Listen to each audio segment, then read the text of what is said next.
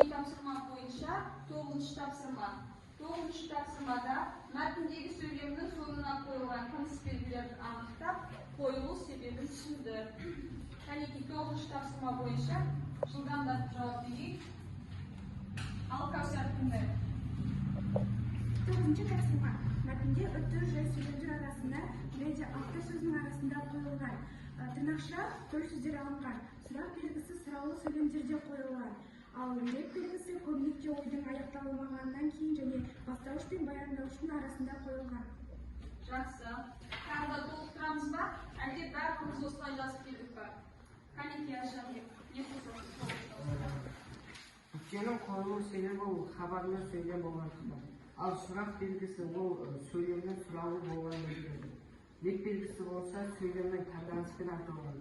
Ал көп нүкте ол мәтіннің ары қарай жалғасы бар екенін білдіреді. Жарайсың. Өте жақсы.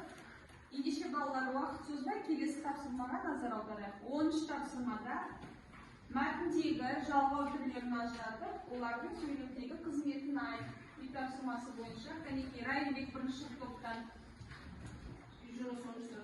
Мәтіндегі фактор жалғау және сүйектік жалғау, сүйектік жалғау, жүктік жалғауларға көп қолданылып тұр. Сондағы сөйлемдердің бәрі бір-бірімен байланысты және көп.